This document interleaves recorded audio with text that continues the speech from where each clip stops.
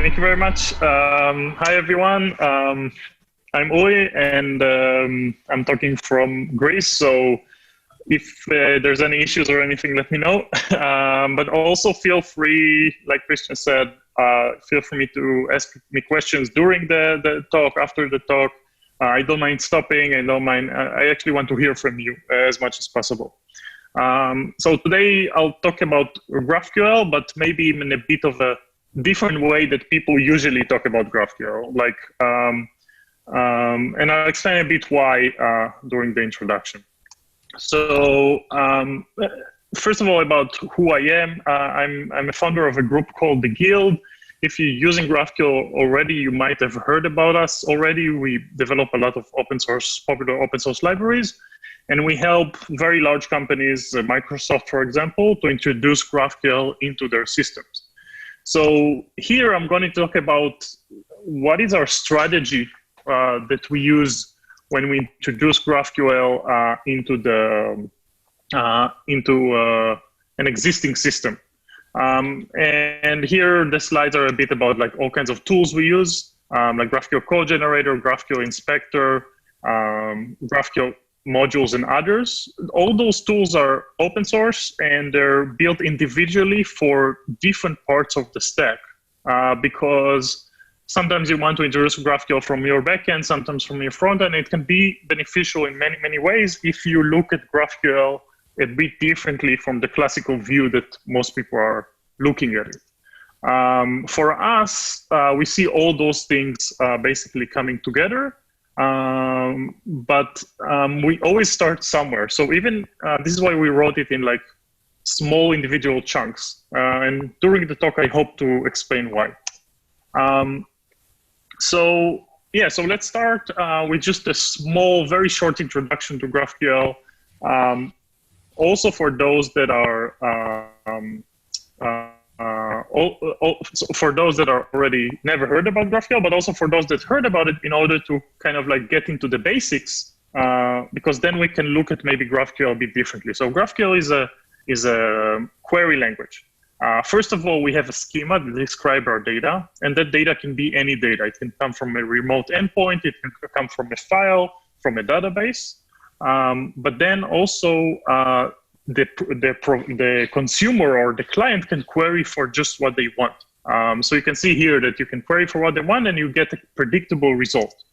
Let's see a bit how it works, how that engine works. So just by describing the schema and how to fetch the data individually for each field, now the client can send a query. The query, in this case, we want a specific user and just the user's name. The GraphQL engine will then get the user's name, and bring it back to the client, but in one single response. But what if, for example, that the client actually wants a user and the user's name and messages, and for each message, the content. Now, the GraphQL engine will fetch the user, name and messages in parallel, because it can. And then it will fetch the content, and maybe the content comes from a third-party API or a CMS. For the client, it doesn't matter. It has a very powerful abstraction here, and it will get just what it wants in one single response. So there's performance benefits that most people are talking about GraphQL, talk about them, but also there's an abstraction benefit. So yeah, the performance benefits are, of course, less data over the network, and also less, which is a very common thing when people are talking about GraphQL, and also it's one of the biggest benefits for Facebook that actually invented the protocol. But I think there's more benefits to it. So let's talk about those benefits. In order to understand them, let's dive a bit deeper. So by describing the schema, by just describing the schema, we basically get to write functions for each individual fields of how do we extract this information. Those functions are called resolvers in GraphQL, and they're very simple and predictable. So we actually can get from an object, we know the inputs, we can do some work like fetch something from the server or something like that, and then we return the string. Now, in that slide that's coming right now, I will explain how GraphQL works under the hood. And my question to you is, well, I'm introducing that slide. where are you doing that work today? So what I'm going to do now is that just the GraphQL engine, by getting that functions and getting the query, the GraphQL engine itself will send that ID 10 into the first resolver. We'll get back an object user. Now the GraphQL engine would look at the query and say, okay, I need the name in messages. Let's bring those boxes that the developers wrote before and execute them in parallel. From the name, we get the text, so we'll put it in the right place. But for messages, we're actually going to get array of 3 different messages. And for those messages, we want just the title and the date. So the GraphQL execution engine will just run all those boxes in parallel and put the results in the right place and in the right order, in the right shape, and send it back to us. Now, this is actually what GraphQL does under the hood. It's a function that does all that work that I showed you here. And I think the power of GraphQL is something that does that for you automatically, and not you need to write that code manually. But also, that powerful idea can actually tell us where should we start from where we're using GraphQL. So most people say you need to write a GraphQL server in order to get the performance benefits. My question to you is, where do you write that code today?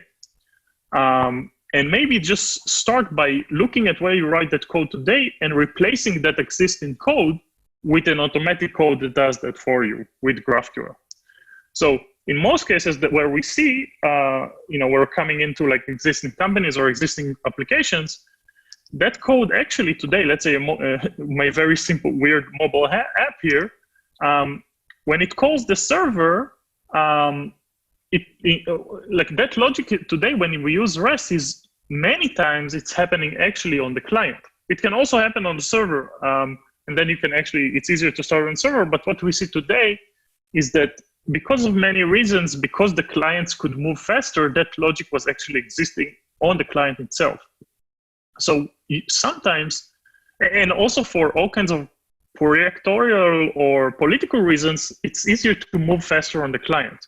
So what we many times do is actually put the GraphQL engine on the client and taking all the work that I've showed you before and actually just starting with the very simple library like GraphQL.js or GraphQL tools that are just NPM and are written in JavaScript. So it's very easy to actually run that logic on the client and do all that work on the client itself. So then we can start getting all the benefits of GraphQL, which I think in many ways are even larger than performance benefits, but we can also introduce it gradually. And then we can start introducing GraphQL also gradually into the system itself and into the UI gradually, like just from like specific components and slowly grow. And then we get the benefit of, for example, running the queries next to the components. What you see here is a relay example, a very old one.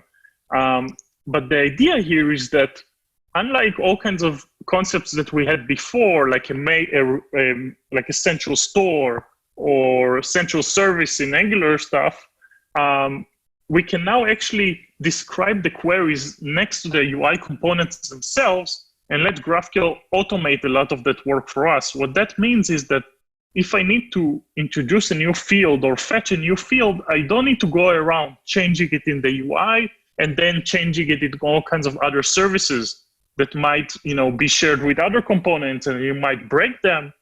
But, if you really want to scale your UI team, this is the way to go. This is like Facebook writes UI code. All the change you need to do is just in one file next to the component. The GraphQL clients will actually take all the information that I showed you before and automate a lot of that work and put it next to the component.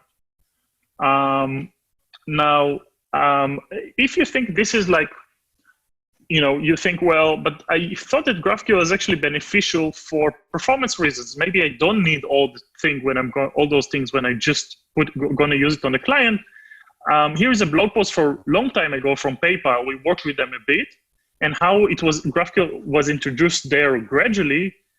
Today they're all GraphQL, but it took a while there. So you can see even before they completely went into GraphQL, you can see the benefits for them. So what they say is like, we found that UI developers were spending less than a third of the time actually building UI. That's before GraphQL. The rest of the time was spent figuring out where and how to fetch data, filtering and mapping over that data, and orchestrating many API calls. Now building UI is a nice to have or an afterthought. Now, I like this blog post a lot because almost every UI team that we get to say that they experience the same thing. Now, if we can improve those parts, the 2/3 of that work we can improve and automate and safeguard for the UI developers, they could spend much more time actually on the UI itself. There's more stuff that is possible once you introduce GraphQL. I'm going to skip it a bit. It's like you can generate types using GraphQL code generator. You can get basically types for free, but I'm going to skip that. So the main point here is, how are you going? GraphQL is a very exciting technology, but there's a big question of how are you going to introduce it into your system? And I think that for us, what we saw is that the way of making change is actually to do it in a place that moves fastest anyway, which is in many times just on the client code, and then slowly grow from there. Then you can, enjoy some of the benefits already.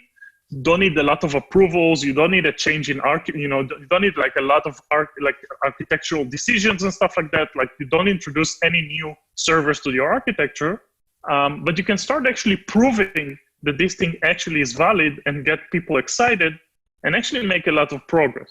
And then introducing it to the rest of the stack is actually becomes much easier. So again, you can, as a front-end developer, you're still the same developer. You just started to build your own graph. And actually by doing that, you are answering a lot of common questions about GraphQL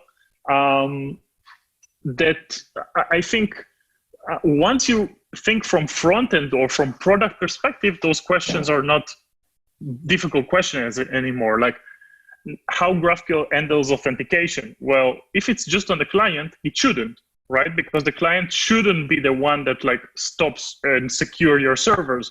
Same thing when you take that logic later and put it on the server. But this is a very common question when people write GraphQL. Okay, so this slide I'm talking a bit about GraphQL clients like Relay and Apollo that you can always start introducing into your code and get a lot of the benefits from them, which I talked a bit about, like handling the central store and putting more and more logic on the components themselves and not in something central. So even in that work, you can start introducing and enjoying more and more tools from the community, even though you just are working on the client side. So this can be a very valid solution. And I can tell you a lot of very, very large companies, some of them are products that you're probably using on yourself today, are using that, are actually following that weird architecture. So that's one way of, that was one way of starting to use GraphQL only on the front end. Just take GraphQL.js and start using it on the front end. The second way you can do it is actually, let's look at Apollo Client. So Apollo Client is a very powerful and popular GraphQL client from Apollo. And the standard way of using GraphQL is actually it's a client library. It sits on your clients. It has its own store. It manages the store. And then it calls a GraphQL server over the network. But the thing is, what some people are forgetting is that Apollo also has a link architecture, a layered architecture. So basically, Apollo underneath the store can call multiple multiple GraphQL servers, but it can also actually call REST servers.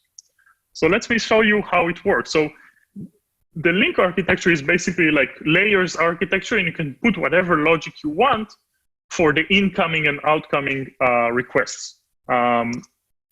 So Apollo has a link that's called REST link. You can basically define it and define the URL that you're going to call. Then you put it in the stack of the links. So basically, every request and every response will go through that link. Now, every time a query comes in to the network, the link will look at the query. If the query doesn't have any annotations, it's just a regular query, it will call a GraphQL server. But if it has a REST annotation, it will stop and it will say, oh, so this type of query, I'm actually going to call a specific REST API, and I'm going to send that request over the network to a specific path and with those specific parameters. So now, that's a very powerful thing, because let's say you start with Apollo client on your client, and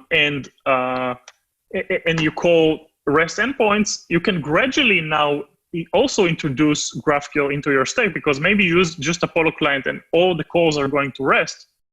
But then some of the endpoints or some of the fields, if you now implement them in GraphQL, you can some of those fields call an actual GraphQL query. So what you see here is you see with one query, some of the data we get from REST APIs, some of the data we get from GraphQL server, and some of the data actually comes from local store. But it's all coming in one query. So it's a very powerful technique. The last technique that I'm going to mention is something very exciting that from a library that we introduced a couple of months ago. It's already been used actually in a lot of different applications and different clients that we have in production. So the idea was, well, we want to introduce GraphQL, we want to introduce it on a client, but there's existing servers. And so why should we write all that logic from ourselves? Like maybe we can use the existing schemas and the existing servers that are out there. We can look at the data that they provide. We can automatically maybe generate GraphQL schemas from them. And then maybe we can take all those endpoints and all those sources and merge all those different generated GraphQL schemas into one schema. Would that be possible?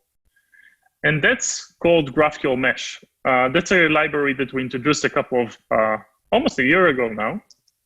It's a very, very powerful library. It started from an experiment and a very interesting need, but today, it became very popular in the community. The idea is, let's take the existing servers and add to them all the stuff that we actually want from GraphQL. But we can use the existing protocol and the existing dev experience, but we can add the benefits of GraphQL on top of it. So we can take any schema, any existing data source. It can be OpenAPI and Swagger. It can be gRPC, maybe even SQL, and maybe even queue systems. And we can take their specifications, and then we can generate GraphQL out of it. And that's a very, very powerful thing. Now, we can, by the way, if one of you will ask, well, what if I don't have a schema? What if I just have a server and I don't have any schemas to it? Well, we can even take example JSON or example XML responses and generate a schema for you. And you can even write your own schemas from them. Now, let's say we managed to generate this GraphQL, we managed to generate that SDK. That code can run or as a gateway, as a central gateway that basically manages all your services. But it can also be generated as just an SDK that can run completely distributed on a service or on a client or on a gateway, an existing gateway. You can take that logic and just introduce it only where you need to, and and can run completely decentralized. It doesn't need to be a central execution. Let me just show you a very quick example of how it looks. This is, by the way, it's a short video. I don't know how well do you see it, but I'm going to run super quickly about it. And it's actually like a pretty old example. Since then, we improved the code a lot, but it's just to get the idea. So what you see here is I'm calling two existing endpoints, Cities API and a Weather API. Both of them are Swagger. Swagger endpoints, I have no control over them. They're completely public. But just by introducing that, basically the Swagger schema and the endpoints into Mesh, I already got what you can see here. I already got an SDK that works as if I was using GraphQL. So you can see that I'm querying finding cities using get. Just by the name of it, you can see that it's actually originally a REST endpoint. But I can choose, first of all, I get autocomplete on everything that is getting there, including the parameters, and get full documentation, everything I like about GraphQL. I can choose what fields I want, and I get the predictable results. All of that was being done without that endpoint even knowing that I exist or knowing what GraphQL is. So that's cool, but I want two endpoints. What I really want is I want to actually merge the results. I want to get the I want to have a perfect server that was built for me that tells me the weather in each of the cities. But there's nothing like that. So what I can do, I can just define, or by code or by declaration, which is the new stuff that we added, just by declarative API, I can define this connection. And I call that connection a daily forecast. And I can define how that connection works. And now, again, without those APIs even knowing who I am or knowing GraphQL is or don't know it about each other, I can start querying not only the name of the city of Tel Aviv and all kinds of data about it, I can also query for the daily forecast in Tel Aviv. And that's something that I can get into my own clients without actually needing the backend developers or the third-party APIs to actually know about it. So that's a very, very powerful thing that I can introduce immediately on the clients themselves, even though none of my servers actually support GraphQL. And we support many, many different protocols. Like I mentioned a lot of them, like Swagger and OpenAPI, gRPC, SOAP. SOAP is a very cool thing, actually. And OData. OData, we actually work with Microsoft a lot because MS Graph is the graph of all the data in Microsoft is written with OData, which is a very interesting protocol with a lot of the capabilities of GraphQL, just a bit ugly. And with this code, you can actually get all the benefits of OData, even the optimizations, but use GraphQL, which is much more nicer, in my opinion. So that's GraphQL Mesh. I can talk a lot about that, but I'll just skip, I think, for the questions. The whole summary of what I'm going to tell you is, first of all, GraphQL, if you want to introduce it, I think starting on the products themselves, on the front end, it's not only easier, but it also puts you in the right mindset of what GraphQL is supposed to solve, in my opinion. And later on, once you introduce it, you can move it to everywhere you want. You can use that execution anywhere you want.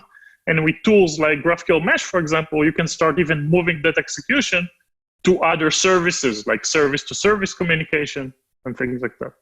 So thanks.